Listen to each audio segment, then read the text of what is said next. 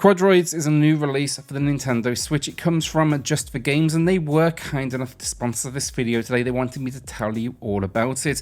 I want to be very transparent about that. However, I will say this is a very easy game to recommend. Honestly, been having a blast with it. Really creative. I'd describe it as, I guess, almost like a puzzle platformer. It's kind of like a unique spin on the Lemmings formula that many of us would have played back in the day.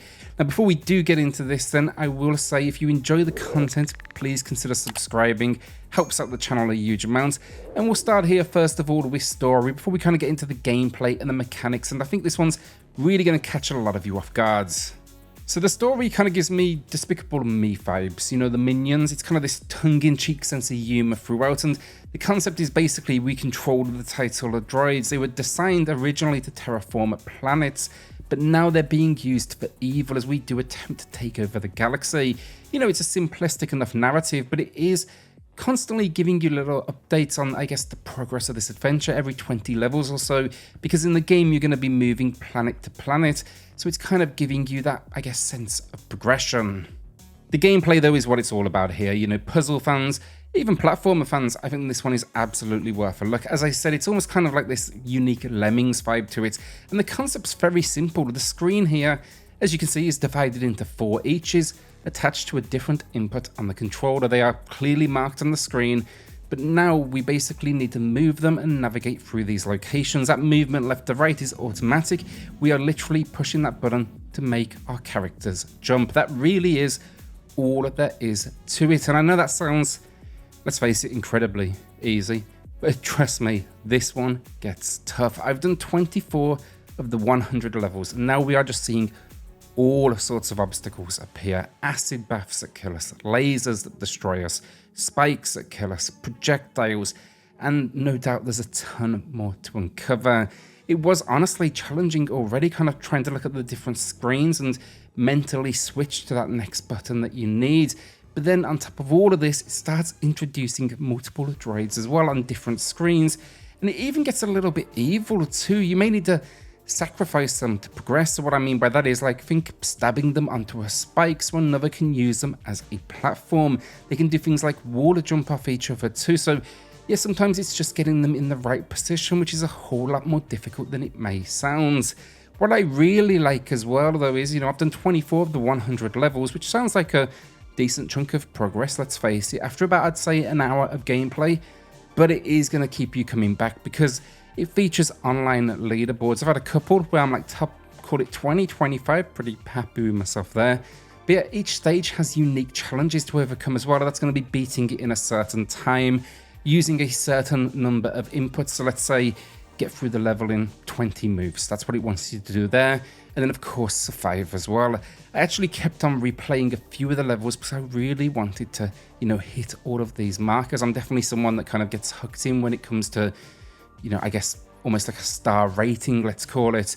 The levels then also have collectibles as well, and these get incredibly tough because character 1, let's call them, might activate the collectible, but then character 2 needs to navigate and pick up the other pieces. It's basically almost like a cat's head, but you touch that, it activates 3 of these diamonds on screen, and now you must collect them up within a certain amount of time. If you get these, then the game will actually start to unlock bonus levels as well. So there's probably, it looks like there's about 20 bonus levels on top of the initial 100 to uncover.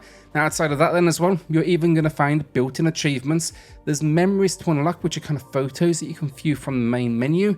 And perhaps the most unique element of all, it actually supports up to 4 players. So all you need to do is jump into the options and you can actually turn it on there. The idea is, though, each player takes a button or 2 each. It's a really unique way to tackle it.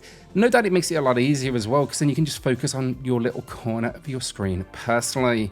When it comes to the visuals then as well with the game, I think it's got a really clean pixel look. The cutscenes are kind of short but nicely done, and I really, really like the droids. They have a lot of character to them.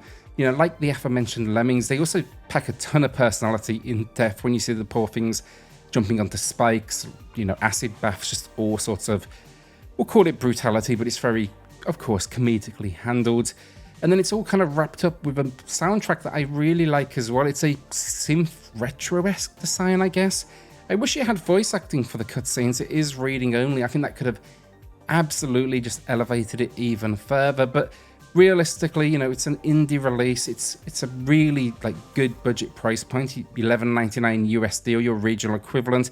So yeah, I think for genre fans, definitely going to be worth a look. It's also on sale right now. Launch discount, that's running until March 6th. It's going to be 16% off, making it $9.99 USD, or once again, of course, your regional equivalent. But yeah, puzzle fans, if you want something a little bit different, I'd recommend it. I will say it is an incredibly stressful game at times. It's one of those ones where you can kind of sit back and get one of the characters through the world and then you focus on the next one. But when you do get to the end of the stage, you're quickly going to realize if you want to hit some of these awards and, you know, unlock the star rating, so to speak, you're going to have to get very good at kind of monitoring all 4 of these screens at once, because it's the only way you're going to get things like the timer bonus or picking up the unlockable bonus levels. There's just no way it's going to be that, I guess, forgiving. If you can find a group of people to play with as well, I think you'll have an absolute blast. I think it's really interesting, really unique in that sense for just a group of people to sit down and check out. Just the little things about it make it incredibly, I guess, challenging, but in ways you wouldn't expect. So for example, you might be wall jumping up the screen and halfway through that wall jump, the button prompt's going to change, and just mentally training yourself to take on those tasks is surprisingly a whole lot more difficult, I guess, than you expect. So yeah, that is Quadroids, the new puzzle platformer from Just for Games. Once again, thanks to them for sponsoring this video, but I think that if you are a genre fan, definitely take a look into this one. It's really unique the way they put it together, the 4-screen concept, the 4 simple buttons. You know, it's really going to be a case of just, I guess, mastering paying attention at all times. You know, it's almost, I wouldn't say exhausting, but it is incredibly tough to actually like split yourself amongst these different moving pieces. And especially as the game starts to ramp up and it starts to throw all of those different, you know, spikes and traps and acid and basically lots of things that can kill you. And half the time I wasn't paying attention, or I was messing things up. I wasn't kind of working out where they were going to move to next. Because one thing I actually didn't mention as well was, yes, it's 4 screens, but they don't necessarily move, you know, left to right. It could be you start in the upper left of the screen, then next thing you know, you're in the bottom right, then it's above. It goes all over the place. So it's constantly asking you to just kind of evaluate, I guess, not just the scenario, the surroundings around you, but it's also asking you to really pay attention to where they're going to be moving, how many of them are there, where is the checkpoint, the goal, what sort of jumps do we need to watch out for. There was one particularly brutal level where I basically screwed up the last jump and it sent me all the way back to the beginning, not because I died, it was because there was no wall to bounce me back and I can't control the direction my droid is going, so it's all automated. And yeah, they've definitely put some thought into this one. It's definitely going to stress you out a little bit, honestly, but I think that's exactly what you're looking for from this sort of experience. It's kind of that hardcore puzzle platformer that is incredibly, let's face it, just addictive. So if you do want to check it out anyways, like, I've got a link in the pinned comment down below. That's going to take you directly to the Nintendo Switch eShop. I don't get any sort of kickback from that. It just supports Just for Games, which is, well, that's what this is, of course, all about. But right now, best thing about this is it does have a launch discount. It normally retails for $11.99 USD or your regional equivalent, but currently it is 16% off. That takes it down to $9.99 USD. And yeah, it's going to be on sale until March 6th, so it's a good little window right after launch now, a couple of weeks to maybe jump in and check it out. So with that, once again, thank you all for watching the video. Really do appreciate the support as always. And if you did enjoy it, consider subscribing because it helps out the channel a huge amount. Thanks everyone.